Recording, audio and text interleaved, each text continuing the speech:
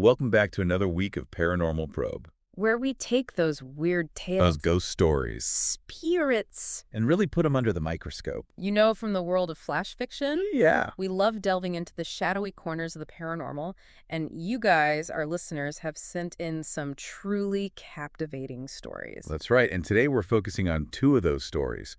We're going to blend supernatural suspense. With some thought-provoking possibility. Buckle up, because it's going to be a wild ride. Absolutely. So let's unpack this first one. All right. Sounds good. This flash fiction story you shared called Play A of Darkness. Okay. Play of Darkness. Interesting title. I like that. Yeah, really intriguing, and it really sets the stage for a story about a teenage ballerina, Elise, who lives and breathes ballet. Right. Totally dedicated to her craft. But her world gets flipped upside down when shadowy figures attack during one of her performances. Whoa, hold on. Shadowy figures attacking during a performance? That sounds terrifying. Oh, it is. And it's not just your typical stage fright she has to deal with. No kidding. Suddenly she discovers she has these incredible shadow powers that she never knew existed. Yeah. And she ends up using them to defend herself and her mom. Wow, so it's like she's not just dancing, she's fighting. Exactly. It's this really dramatic shift from, the greats of ballet to this raw, almost primal power. Right, from the stage to a life or death struggle. And what's even more interesting is that this attack isn't just a random event. Oh, so there's more to it than just some spooky shadows. Way more, yeah. It actually kicks off this whole chain of events that forces Elise and her mom to go into hiding. Hiding, like they have to disappear. Pretty much, yeah. They end up in this old attic, and that's where Elise's mom reveals this huge family secret. What kind of secret? Turns out they come from a long line of people with shadow powers. They're part of this hidden magical world that exists alongside our own. Wait, so it's like a whole secret society of magic users. Yeah, exactly. And there's this ongoing war between different factions in this magical world. Yeah. So Elise, or Anya, she later learns is her true name, is suddenly thrust into this conflict she never even knew existed. Oh, that's a lot to process. So what happens next? Does she, join this magic war? Well, she doesn't really have much of a choice, does she? I mean, she's got these powers now, and there are people out there who want to use her for their own purposes. So her life goes from ballet rehearsals to, magic boot camp. Exactly. Her life takes a 180. Instead of practicing pirouettes, she's learning to fight, control her powers, and basically stay alive in this new, dangerous reality. So it's like trading one kind of choreography for another, the choreography of survival. I like that, yeah, the choreography of survival. And then she finds this hidden community of other magic users living in this, get this, crumbling mansion. It's like stepping into a completely different world. That's got to be both amazing and scary, right? Like finding your people, but also realizing how dangerous this whole situation is. Exactly. She finally feels like she belongs somewhere, that she's not alone in all of this. But then there's this prophecy, and it basically says that Anya might not be the savior everyone thinks she is.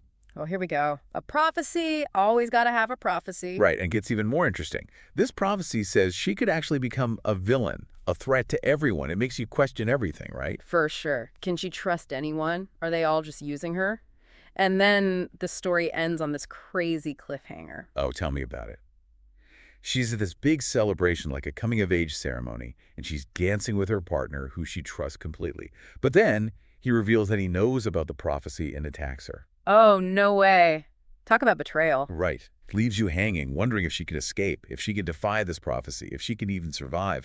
So what did you think? I mean, to talk about a story that just grabs you and doesn't let go. It's a wild ride for sure. I love how it takes something familiar like ballet and twists it into this dark, magical world. And the prophecy angle is a classic, but is done really well here. Leaves you on more. Absolutely. Okay, so ready for something completely different. Hit me with it.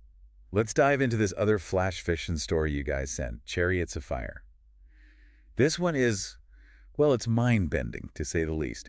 It mashes up ancient biblical texts with modern physics. Ooh, that's an interesting combo. It's like, what happens when science fiction collides with ancient scripture? I'm intrigued. Tell me more. Okay, so we've got this brilliant but skeptical physicist, Dr. Emily Archer, who stumbles across some impossible energy readings near Masada. Masada, that's in Israel, right? The ancient fortress. Yeah, exactly.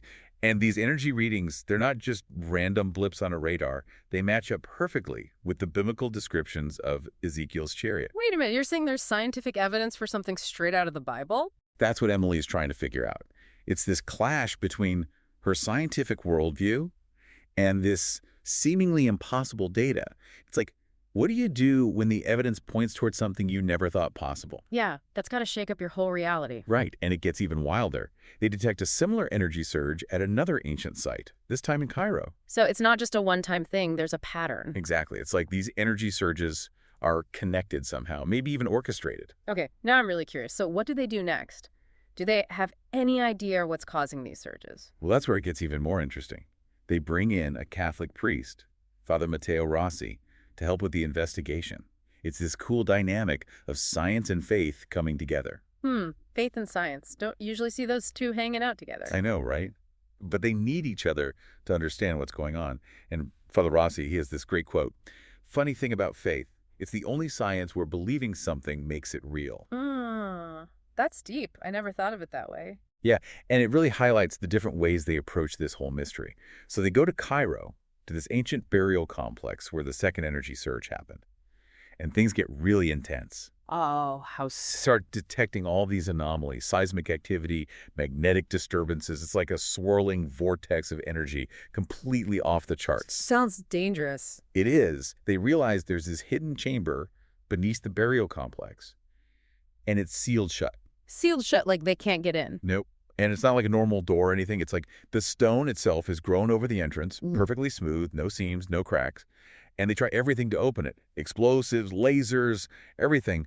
But nothing works. So it's like it was sealed with some kind of advanced technology we don't even understand. Right. It's way beyond anything humans could have done back then. And that's when Emily starts thinking, maybe these chariots weren't divine chariots at all. What? So if they weren't divine, then what were they? She thinks they were alien spacecraft, some kind of extraterrestrial technology that ancient people misinterpreted. Whoa, that's a huge leap. From biblical chariots to alien spacecraft. I know, right? But it kind of makes sense when you think about it. Ancient people wouldn't have had the words or concepts to describe advanced technology. They would have seen it as something supernatural, something divine. I see what you mean. It's like trying to explain the internet to someone from 1,000 years ago. They'd probably think it was magic. Exactly.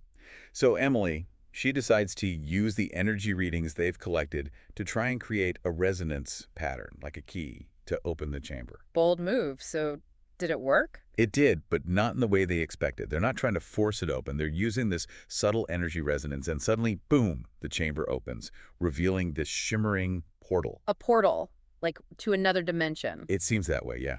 They go inside, and it's this massive chamber filled with advanced tech they can't even begin to understand, and there's this crystalline device in the center of it all, pulsing with energy. What happened next? Did they touch the device? Emily did.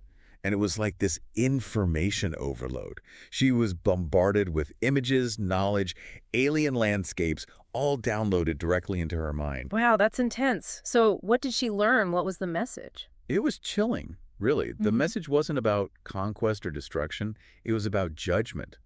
These beings, they've been watching humanity, observing us for centuries, and they're coming back to decide our fate. Oh, wow. So it's like we're being graded by some cosmic professor. Yeah, and the final question posed by the device is, are you worthy? That's heavy. It makes you wonder, what would it take for us to be considered worthy in their eyes? Right. It's a question that stays with you long after you finish the story. So two completely different flash fiction stories, but both explore these really deep themes about humanity, about our place in the universe. Yeah, Play of Darkness is this personal story about facing your destiny, even when it's dark and uncertain. And Chariots of Fire takes it to a cosmic level, confronting us with the possibility of a judgment beyond our comprehension. What stands out to you, our listener, are the choices each character must make and the consequences of those choices. In the end, both stories leave us with more questions than answers, which I think is the mark of a truly great piece of speculative fiction. They make you think, they make you wonder, and they leave you wanting more. Right, they make you want to keep exploring the shadowy corners of the unknown.